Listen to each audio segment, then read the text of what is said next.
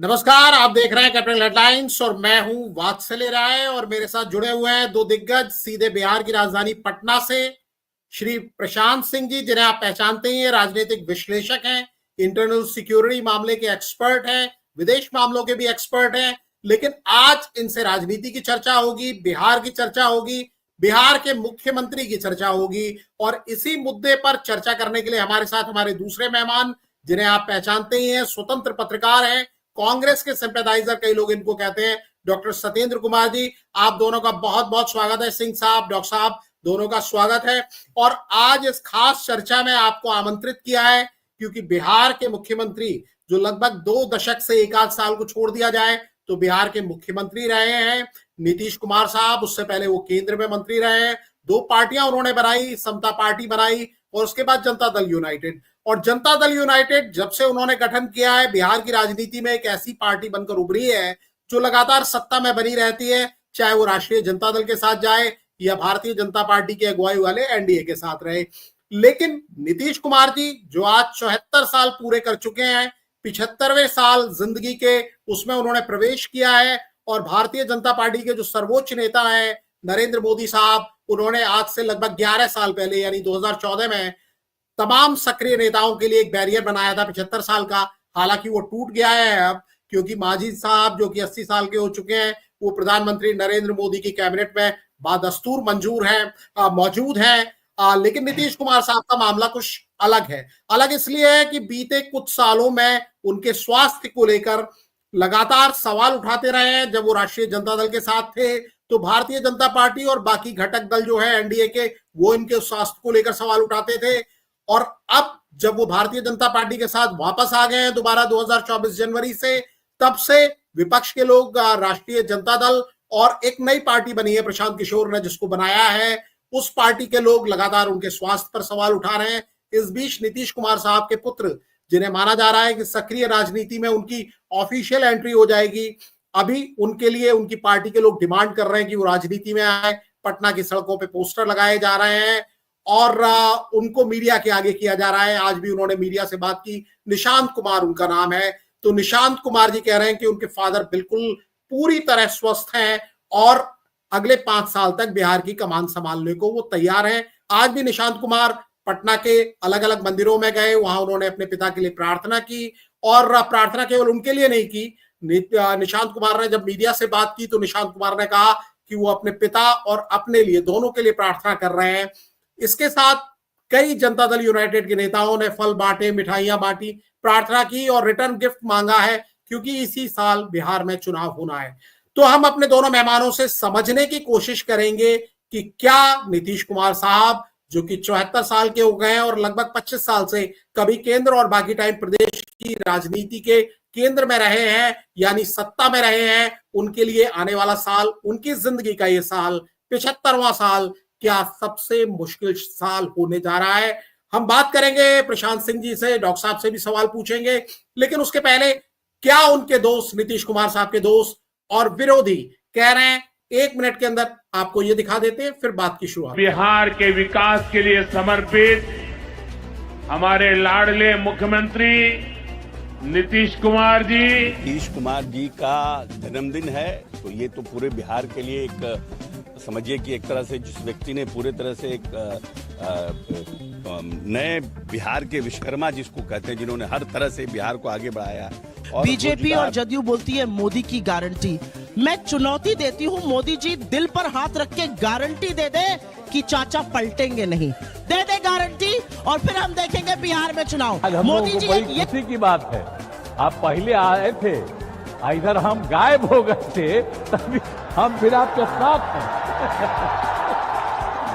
हम आपको आश्वस्त करते हैं कि अब इधर उधर होने वाले नहीं हैं।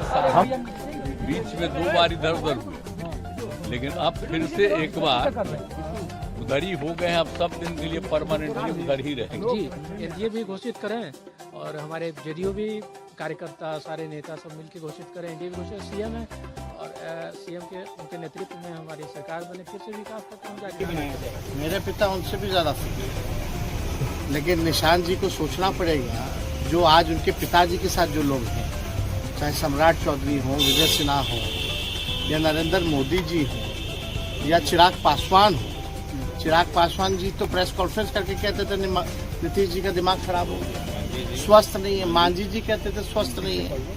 तो जो आज नीतीश जी के साथ जो लोग खड़े हैं, प्रधानमंत्री तो डीएनए का सवाल उठाते थे। इसलिए मैंने अपील की है कि जदयू का तो खाता ही नहीं खुलना चाहिए, ताकि ना वो लालटेन के साथ जल सके, ना कमल के फूल पर बैठकर तैर सके।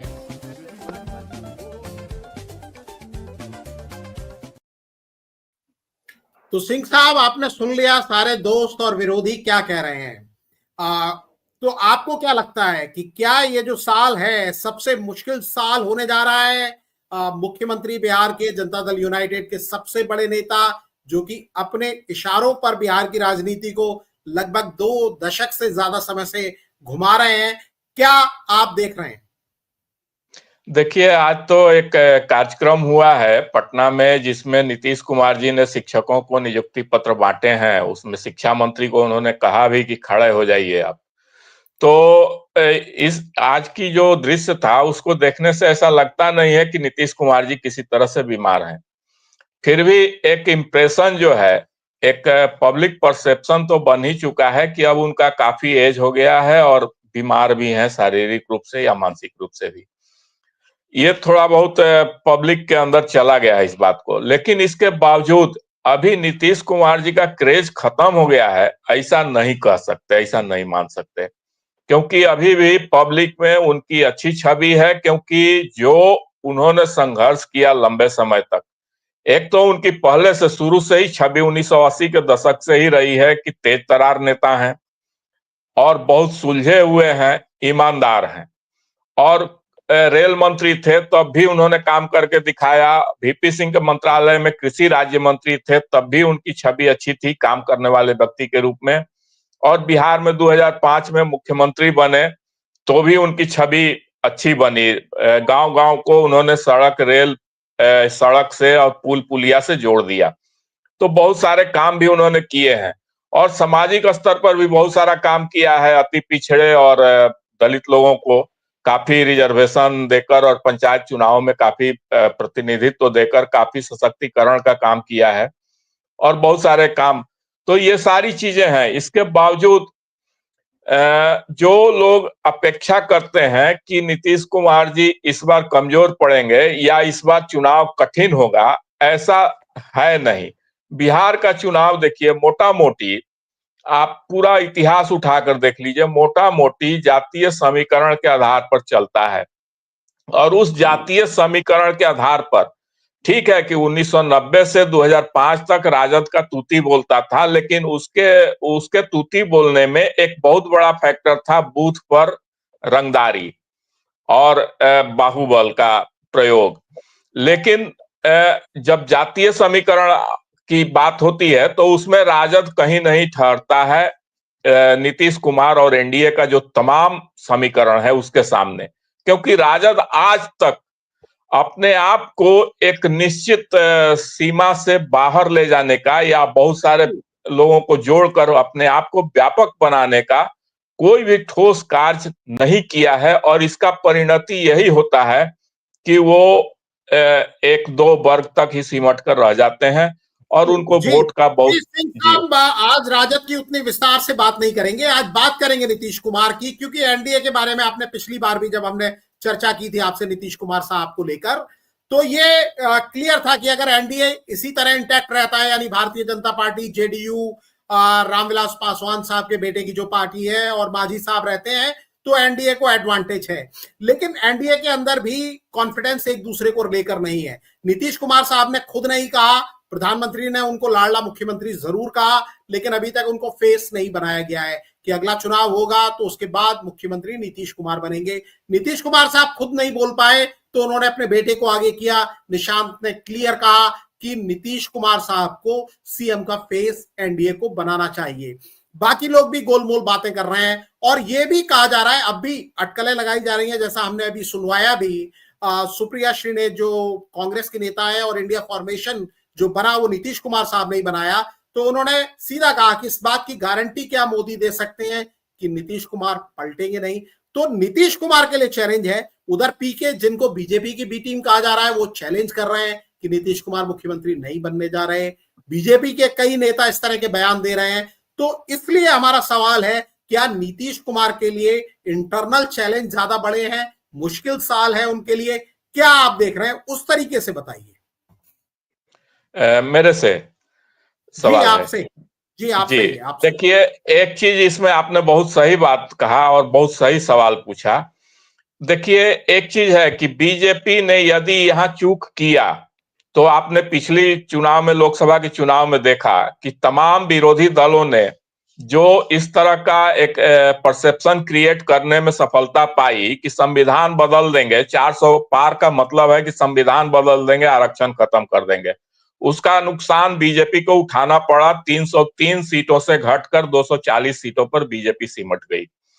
तो यदि नीतीश कुमार के बारे में यदि बीजेपी समय रहते अगर सतर्क नहीं होती है तो इसका नुकसान उठाना पड़ेगा, क्योंकि आज के डेट में बिना नीतीश कुमार को चेहरा माने बीजेपी के लिए अकेले संभव नहीं है कि राजद का मुकाबला कर ले, क्योंकि नीतीश कुमार का जो लीगेसी है, यदि वो बीजेपी के साथ रहता है तो बीजेपी को भारी बहुमत मिलेगी, एनडीए को, और यदि वो लीगेसी शिफ्ट कर जाती है विरोधी दलों के साथ तो उनके पक्ष में पलड़ा बहुत भारी हो जाएगा, बहुत भारी हो जाएगा। तो ये चैलेंज है बीजेपी के लिए। जी जी डॉक्टर साहब, मैं आपको भी शामिल करना चाहूंगा चर्चा में। आप क्या देख रहे हैं, क्योंकि बिहार की राजनीति पर आपकी भी बड़ी पैनी नजर है और नीतीश कुमार पर खासतौर पर उनकी पार्टी के कई लोग आपके निजी मित्र हैं जो कि मुख्यमंत्री के बहुत करीबी माने जाते हैं। और जिस समय ये कहा जा रहा था मीडिया में, बड़े जोर शोर से मुख्यधारा की जो मीडिया है उसमें उनकी बीमारी की खबर फैलाने की कोशिश की जा रही थी, उस समय आप कैपिटल हेडलाइंस पर आए और आपने बड़ा ठोक बजाकर कहा कि नीतीश कुमार पूरी तरह स्वस्थ हैं।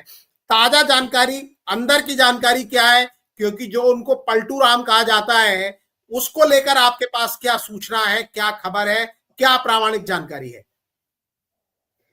पहले तो नीतीश कुमार जी को उनके जन्म दिवस के अवसर पे आपके माध्यम से बधाई। मेरा मानना है वात्सल जी, इस बिहार में जो पार्टियां पॉलिटिक्स कर रही हैं उसमें अनेकों पार्टियां हैं जो दूसरे किसी को गाली देकर के तीसरे किसी को अपनाना चाहती है। अकेली पार्टी है जेडीयू नीतीश कुमार के नेतृत्व में जो किसी को गाली नहीं देती है, भले ही अपना जनाधार बढ़ाने के लिए उसमें से एक स्पेशलाइज वर्ग बना लेता है, जैसे अति पिछड़ा, महादलित, उनके लिए कुछ विशेष करता है और उनको अपना ठोस बना लेता है। लेकिन किसी भी जमायत को इसने गाली नहीं दी, यानी अपने से दूर नहीं किया, तमाम वर्ग को अपने साथ लेकर के चला है। और नीतीश कुमार जरूर ये कोशिश करते रहे हैं इमेज पर और परसेप्शन में कि बनी रहे अच्छी छवि, और इसमें सफल रहे हैं। तो आने वाले समय में मुझे जो लगता है इस चुनाव में कि फ्रैक्चर्ड मैंडेट मिलेगा और चुनाव के बाद कितनी किसकी राजनीतिक कुशलता है उस पर निर्भर करेगा आगे का पॉलिटिक्स। मुझे जो अभी समझ में आ रहा है, चुनाव परिणाम की अभी बात नहीं है। आप तो निश्चित तौर पर, क्योंकि कई लोग आपको कहते हैं कांग्रेस सिंपैथाइजर आप हैं, तो इसीलिए शायद आप कह रहे हैं कि फ्रैक्चर्ड मैंडेट है। हालांकि ये बड़ा क्लियर है, बड़ा क्लियर, ये बात बहुत साफ है कि अगर एनडीए आज की जो सूरत है, हम अभी लोकसभा चुनाव के नतीजे देखकर आए हैं कि 30 सीटें एनडीए ने हासिल की तमाम एंटी इनकम्बेंसी के बावजूद, तो ये बड़ा क्लियर है कि आज की तारीख में बहुमत जो है एनडीए की तरफ रहेगा। ये अगर एनडीए इस तरह का बना रहता है, मैं इसीलिए आपसे जानना चाह रहा हूं कि विपक्ष को बहुत उम्मीदें नीतीश कुमार साहब से हैं, क्योंकि भारतीय जनता पार्टी के तमाम नेताओं ने बीच बीच में जिस तरीके से मुख्यमंत्री के साथ व्यवहार किया, जिसे विपक्ष ने बार बार कहा कि उनको अपमानित किया गया, उस लिहाज से क्या अंदर की कोई खबर आपके पास है? क्योंकि आज की तारीख में नीतीश कुमार साहब के बेटे निशांत, जो हमेशा पर्दे के पीछे रहते थे, वो बाहर आते हैं, निकल कर आते हैं, खुलेआम कहते हैं कि एनडीए को फेस बनाना चाहिए। उसी समय तेजस्वी यादव कहते हैं कि निशांत मेरे भाई हैं, और तेज प्रताप बकायदा उनको आरजेडी में आने का निमंत्रण दे देते हैं। उससे पहले लालू यादव कह चुके हैं कि नीतीश कुमार के लिए हमारे दरवाजे खुले हैं। क्या चल रहा है बिहार में? नीतीश कुमार का जन्मदिन है, क्या सूचना आपके पास है? क्या आपके पास कोई जानकारी है पुख्ता? देखिए वात्सल जी, पिछले चुनाव में 25 सीटों पर नीतीश कुमार हार गए थे चिराग पासवान के कारण, और इस बार उन जगहों पर, उन सीटों पर चिराग पासवान मददगार में रहेंगे नीतीश कुमार के।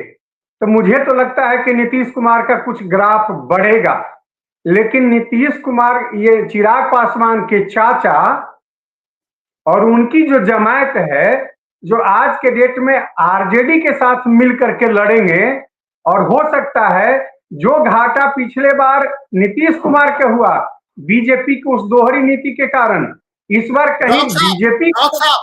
डॉक्टर साहब ये बताइए कि क्या चुनाव तक एनडीए में रहने वाले हैं नीतीश कुमार? क्या होने जा रहा है, ये इस सवाल का जवाब दीजिए। आप चुनाव नतीजे अभी से प्रेडिक्ट कर रहे हैं। नीतीश कुमार एनडीए में रहेंगे रिजल्ट तक, चुनाव के रिजल्ट तक या चुनाव तक जरूर एनडीए में रहेंगे। और बीजेपी की हिम्मत नहीं है आज के डेट में कि नीतीश कुमार को अपने आप से अलग कर सकें। वो खुशामदी स्थिति में है, इसलिए कि अगर अभी से अलग करने की कोशिश करेंगे तो फाइनेंस बिल गिर जाएगा और प्रधानमंत्री मोदी जी नहीं रहेंगे। पार्लियामेंट के पटल पे जो फाइनेंस बिल आएगा तो 41 एमपी आज के डेट में नीतीश कुमार के साथ हैं, 7 शिंदे के महाराष्ट्र के, 16 चंद्रबाबु नायडू के और 18 बिहार के नीतीश कुमार, चिराग पासवान और मांझी के। ये 41 हैं और एकजुट हैं, इनको कोई इधर उधर नहीं करेगा। जी मैं आपसे समझना चाहूंगा, डॉक्टर साहब ने तो 41 कह दिया, जबकि चिराग पासवान खुद को अनुमान बताते हैं मोदी जी का वो नीतीश कुमार के इशारे पे चलेंगे, इसका बड़ा डाउट है। मांझी साहब अकेले हैं, वो अकेले तो बीजेपी को छोड़ के जेडीयू के साथ आएंगे, और चंद्रबाबू नायडू का अपना अलग समीकरण है, हम उस समीकरण पर नहीं जाएंगे।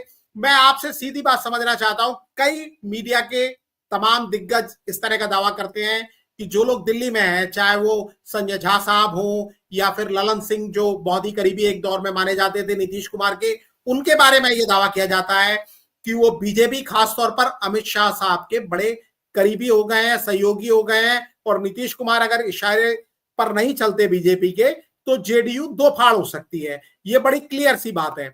अभी मंडल साहब जो कि विधायक हैं जेडीयू के, उन्होंने भी कह दिया कि अगर निशांत नहीं आए पार्टी को संभालने के लिए तो पार्टी में भगदड़ मच जाएगी। तो ये एक पार्टी के अंदर की बात है जो बिल्कुल फोरम पर आ गई है, बिल्कुल सामने आ गई है। दूसरी बात यह है कि तमाम पंडित ये भी दावा कर रहे हैं, सिंह साहब, और आपने भी ये सुना होगा, बिहार में आप जमीन पर हैं, ये बताया जा रहा है कि नीतीश कुमार साहब अगर एनडीए के बाहर यानी आरजेडी के साथ महागठबंधन में चुनाव लड़ेंगे तो उनकी सीटें बढ़ने की संभावनाएं ज्यादा रहेंगी। बीजेपी में रहते हुए वो अपना आधार घटा सकते हैं, इस तरह का भी दावा किया जा रहा है। तो आपको क्या लग रहा है, आप किस तरह के समीकरण होते हुए देख रहे हैं, क्योंकि अब पीके नाम के भी एक नए खिलाड़ी मैदान में है? जी देखिए, दो बात है। एक तो डॉक्टर साहब ने जो कहा कि राष्ट्रीय स्तर पर नीतीश कुमार का, तो मैं नहीं मानता कि राष्ट्रीय स्तर पर कोई भी भूमिका नीतीश कुमार की है, बिल्कुल नहीं है। एकदम इस बारे में स्पष्ट रहने की जरूरत है। दूसरी चीज ये है कि हाँ, बिहार में नीतीश कुमार बहुत ही प्रभावशाली हैं, उनको इग्नोर करना किसी के लिए भी बहुत बड़े घाटे की सौदा होगी। तो ये चीज है। अब आते हैं कि बीजेपी की क्या मजबूरी है। बीजेपी की मजबूरी दो तरह की है। एक, उसको अपने वोट बैंक को संतुष्ट रखना है, क्योंकि उसका वोट बैंक रेस्टलेस है।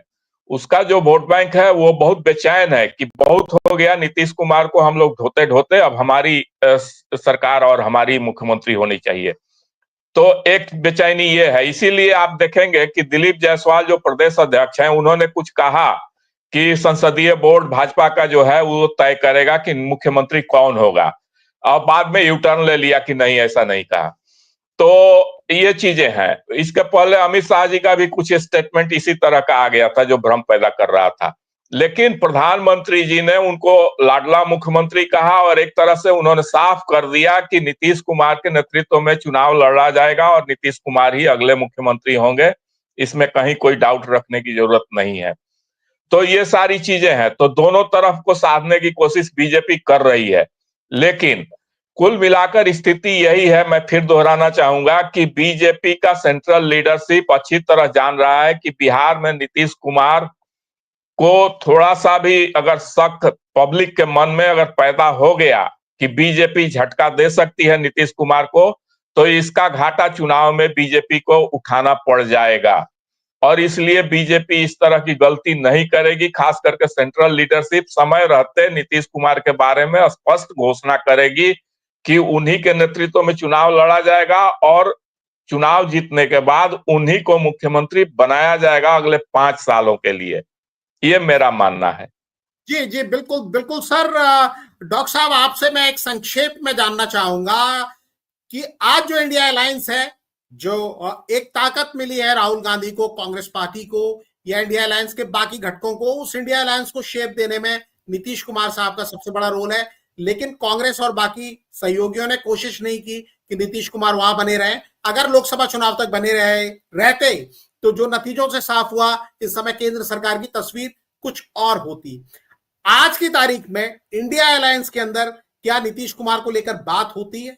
आपके पास कोई जानकारी है? संक्षेप में बताइए। इंडिया अलायंस को लेकर के कोई बात नहीं होती है और कोई अलायंस है नहीं।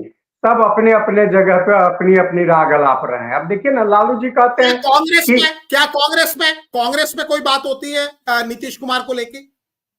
कांग्रेस में कुछ दिन पहले एक बात हुई थी, जब मनमोहन सिंह की मृत्यु हुई थी उस दिन, और अंदर अंदर बहुत बड़ी बात हुई थी और वो बात अभी अंदर अंदर है, वो अलग नहीं है उस बात से कोई। इसीलिए मतलब मैंने कहा कि राहुल गांधी चाहते हैं कि कांग्रेस के करीब नीतीश कुमार आए, आप ये कहना चाहते हैं? व्यवहारिक जो उनका गुण है नीतीश कुमार का, उससे कोई उनसे दुराव नहीं रखता है। ये उनकी जो व्यक्तिगत अपनी क्वालिटी है, इसलिए किसी समय कुछ भी हो सकता है, मैं तो यही कहूंगा।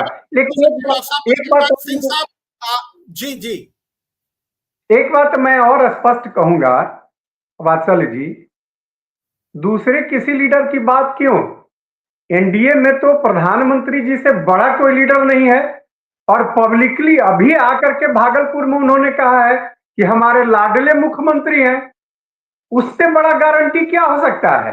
फिर ये सवाल क्यों उठता है, किसी के मन में भ्रम क्यों कि आप बिहार के कुछ छोटे भैया लीडर जो बीजेपी के हैं, उनके सवाल उठता है कि शिंदे भी कुछ महीने पहले तक शिंदे भी लाडले थे, उसके बाद चुनाव नतीजे आए तो वो लाडले नहीं रहे, और फिर ये कहा गया कि हमें 122 सीटें महाराष्ट्र में मिली है तो हम मुख्यमंत्री पद कैसे दे सकते हैं। तो वो छोड़ दीजिए, वो गारंटी की बात आपको भी पता है, मुझे भी पता है, राजनीति के आप कच्चे खिलाड़ी नहीं है। कभी कुछ महीने आप पत्रकारिता करते हैं, बाकी टाइम तो आप राजनीति और वकालती करते हैं। डॉक्टर साहब, ये आपको देखने जानने वाले सारे लोग जानते हैं, इसलिए मुझसे अलग से मत कहलवाइए। सिंह साहब, मैं संक्षेप में जो हमारा आज का ये बिल्कुल सवाल है उसी के बारे में आपसे संक्षेप में जानना चाहूंगा। आपको क्या लगता है कि नीतीश कुमार जो अपने इशारे पर बिहार को नचाते रहे 2 दशक से ज्यादा वक्त से, उनके लिए सबसे मुश्किल साल होने जा रहा है, क्योंकि चुनावी साल है और अलग अलग फोर्सेस काम कर रही हैं अलग अलग तरीके से, और जो सर्वे दिखा रहे हैं वो बता रहे हैं कि तेजस्वी यादव इस समय बिहार के नेता नंबर 1 है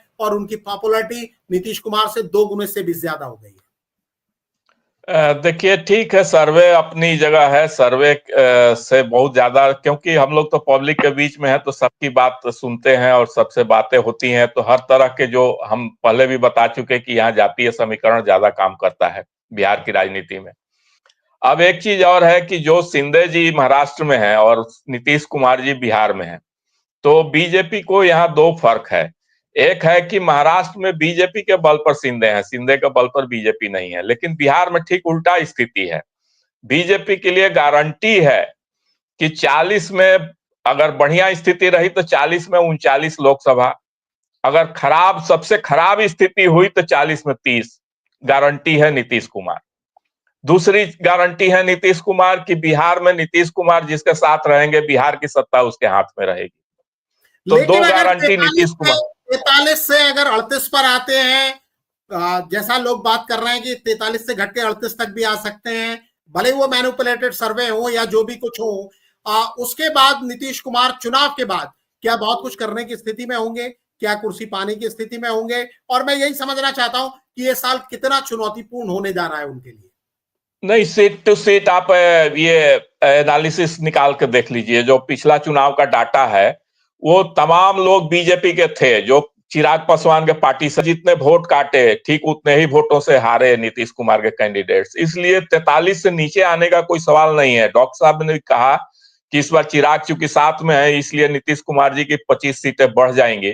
मैं भी मानता हूं कि नीतीश कुमार प्रशांत कुमार अब चिराग पासवान जी मैं प्रशांत किशोर की बात पर मैं आता हूं। प्रशांत किशोर दुधारी तलवार है, वो दोनों को नुकसान बराबर लगभग करेंगे। थोड़ा सा 19-20 हो सकता है कि राजद को 20 सीटों पर नुकसान करे तो एनडीए को 18, या एनडीए को 20 सीटों पर नुकसान करे तो राजद को 18, ये हो सकता है। लेकिन मोटा मोटी उनके साथ जो लोग जुड़ रहे हैं और जिस तरह के कैंडिडेट्स वो खड़ा करेंगे उससे स्पष्ट है कि वो दुधारी तलवार है, दोनों को बराबर का नुकसान देंगे। इसलिए उनका कुल मिलाकर बहुत ज्यादा मैं नहीं मानता, मेरा अपना आकलन व्यक्तिगत है कि उनका कुछ इस चुनाव में प्लस माइनस उनसे कुछ बनने बिगड़ने वाला है, ऐसा नहीं होने वाला है। तो आपको ये लग रहा है कि नीतीश कुमार के लिए ये जो साल है आज से शुरू हुआ है उनके जीवन का बहुत सुखमय जाने वाला है और अब भी सारी चाबियां उनकी मुट्ठी में ही कैद है? डॉक्टर साहब, अगर आप इस सवाल का जवाब संक्षेप में देना चाहें। निश्चित तौर पे आने वाला ये साल नीतीश कुमार के लिए बेहतर होने वाला है। और एक बार मैं पुनः कहूंगा, लोगों को भ्रम है कि अस्वस्थ हैं, वो ज्यादा स्वस्थ हैं, ऐसा एक बिहार के एक बड़े अखबार के एडिटर का भी मानना है व्यक्तिगत बातचीतों में भी। तो बहुत शुक्रिया डॉक्टर साहब आपका, सिंह साहब आपका भी शुक्रिया, और नीतीश कुमार जी को शुभकामनाएं। और हमारे दोनों एक्सपर्ट तो मान रहे हैं कि बिहार की चाबी सारी अब भी नीतीश कुमार साहब के हाथ में ही है और भारतीय जनता पार्टी को भी बड़ा सतर्क रहना चाहिए। अगर उसे सत्ता में वापसी करनी है, यानी एनडीए को सत्ता में वापसी करनी है, तो उसका एक ही रास्ता है, हमारे दोनों एक्सपर्ट को लगता है वो नीतीश कुमार ही तैयार कर सकते हैं। और दोनों ही एक्सपर्ट ये भी मान रहे हैं कि हाल फिलहाल ऐसी कोई संभावना भी नहीं दिख रही है कि नीतीश कुमार एनडीए छोड़कर कहीं जा रहे हैं, जैसे कि बार बार उन्होंने आश्वासन प्रधानमंत्री जी को भी दिया, कई बार पैर पकड़कर आश्वासन दिया और कई बार मुंह जबानी आश्वासन दिया। तो सर सिंह साहब आपका और डॉक्टर साहब आपका बहुत बहुत शुक्रिया, आभार। इस कार्यक्रम को देखने वाले सभी लोगों का भी आभार। नमस्कार।